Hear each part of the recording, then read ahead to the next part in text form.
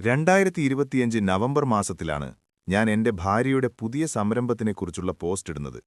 പ്രതീക്ഷിച്ചതുപോലെ പുച്ഛിക്കുമെന്ന് പ്രതീക്ഷിച്ചവർ അത് തന്നെ ചെയ്തു. ഓ, സോപ്പ് ബിസിനസ്സൊക്കെ തുടങ്ങിയല്ലേ, ഇനി കുറേ കാശുണ്ടാവുമല്ലോ എന്നൊക്കെ കേട്ടു. പിന്നെ ഞങ്ങൾ പുച്ഛത്തിലൊന്നും വീഴാത്ത ടീമായതുകൊണ്ട് അതൊന്നും കാര്യമാക്കാൻ സമയം കിട്ടിയില്ല.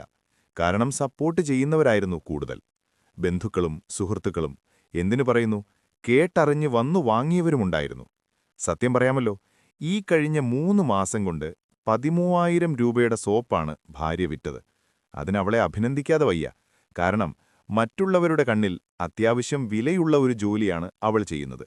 എന്നിട്ടും ഈ ചെറിയ സംരംഭത്തിനിറങ്ങിത്തിരിഞ്ഞ് ഈഗോ ഇല്ലാതെ സോപ്പ് കൊടുത്തും ജോലി സമയം കഴിഞ്ഞും ഓൺലൈൻ ഇരുന്നും ഇൻസ്റ്റഗ്രാം, ഫേസ്ബുക്ക് പേജുകൾ സ്വയം ഹാൻഡിൽ ചെയ്തും, എന്തിനേറെ പറയുന്നു, എല്ലാ പോസ്റ്റുകളും ജെമിനി ഉപയോഗിച്ച് ഡിസൈൻ ചെയ്തും എല്ലാം സമയം കണ്ടെത്തി ചെയ്യുന്നു.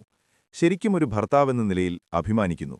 ഒരുപാട് കഴിവുള്ള സ്ത്രീകൾ ഇപ്പോഴും സമയം സ്വന്തം ആവശ്യങ്ങൾക്ക് വേണ്ടി ചെലവഴിക്കാതെ ഇരിക്കുന്നുണ്ട്. ഇതൊരു മോട്ടിവേഷൻ പോസ്റ്റല്ല, ഞങ്ങളുടെ ജീവിതമാണ്.